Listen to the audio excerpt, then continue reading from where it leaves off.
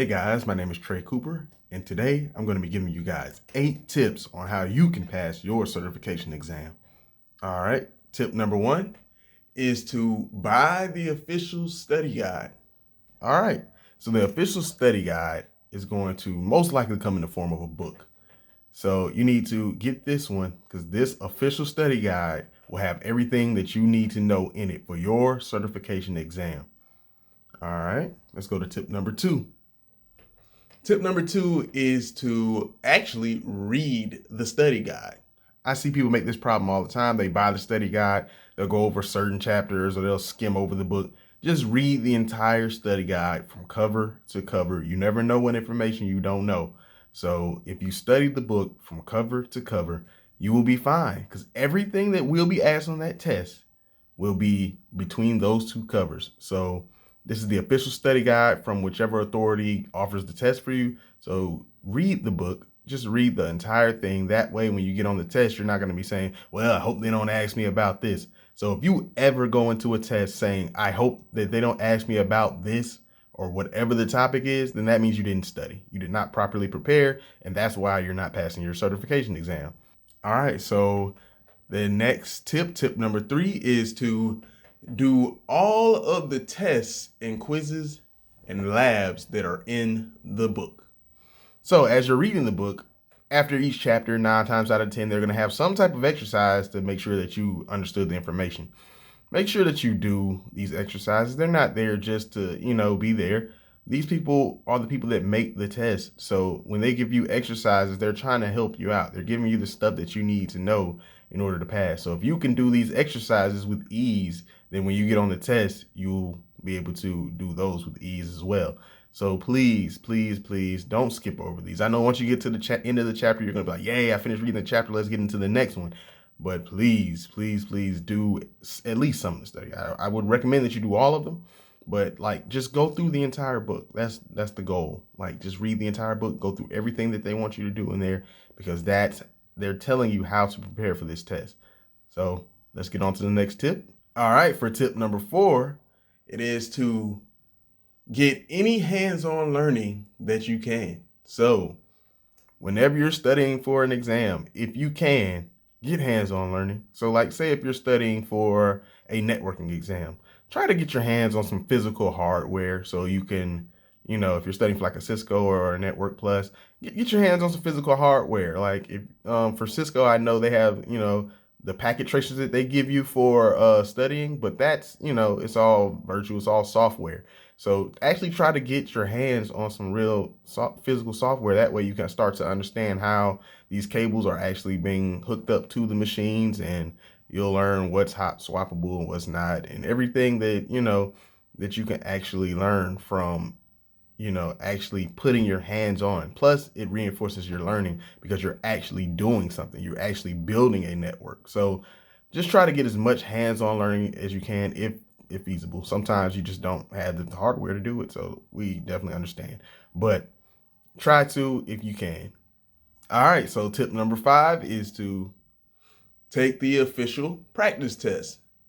All right, so if there is a practice test that is offered by whatever authority gives your test, take that official practice test, because the official practice test will give you the closest thing to the actual test environment that you can get to. So if they have a practice test out and the test is, however long, say it's 60 minutes, and they have a practice test that's 60 minutes and it has the same number of questions, and then it's offered by the same people that give the test, they're going to give you a test that's really similar to what's going to be given in the real thing. So that way you can, get used to how long it might take you to answer a question and try to see if you need to get that time down to make, to meet the time requirements. Or, you can just, it's a lot of stuff you can learn that's not necessarily the material. It's just the way the test is given, because that's just as important as knowing the material. If you know everything, but you can't get the test done in time, or you're trying to rush and you're, missing answers just because you're trying to rush, then that's not good either. So definitely try to take the practice test and get as much, knowledge as you can. All right, tip number 6, take breaks. So I see this a lot with students who are studying for their certification exam. they try to either procrastinate, which you should never do. Never procrastinate. Never procrastinate. Do your test, do your studying, and make sure you give yourself enough time to study.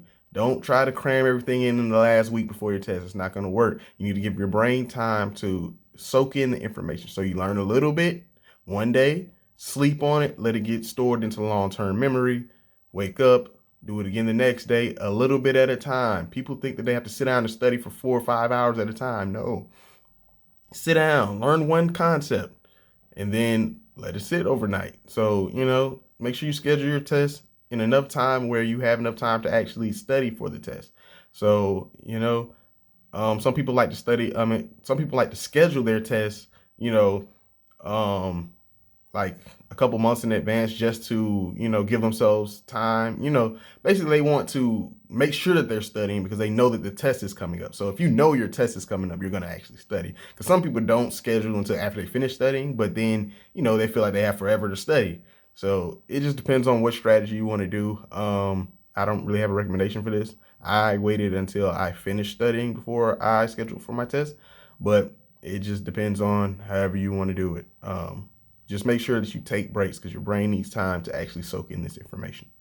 All right, tip number 7 is to buy a legit course. All right, so you can buy this course online or in person, but just make sure that you get a legit course if you need it. This is not necessarily a tip that I say you have to do because some people can study without actually taking a course. Like I studied everything on my own. I just bought the books and read them and took the test. So you don't need to do this, but if you feel like you're not going to learn very well just from reading the book, definitely get a course. Some courses are more expensive than others, but it will get you official help, and that will also help you pass your certification exam. All right, our 8th and final tip, which is probably the most important tip, and this is one that I see people not doing a lot, but this is one that can really reinforce your learning, and it helps a lot. Like once you start doing this, you're going to realize that you are really actually learning the information. This is how you know if you're retaining the information. All right, so our tip number 8 is to explain what you're learning to other people. So this tip may seem like, what? Why would that even matter? They won't even understand what I'm talking about because they're not studying for the exam. So this is how you know that you know. When you're explaining to someone else, you're going to definitely make sure that you know what you're explaining, because you're not going to be explaining something to somebody and then it's, you're telling them wrong information. You don't want to look like a fool in front of another person. So I would recommend that you tell somebody who already knows about this stuff so they can actually correct you if you're wrong.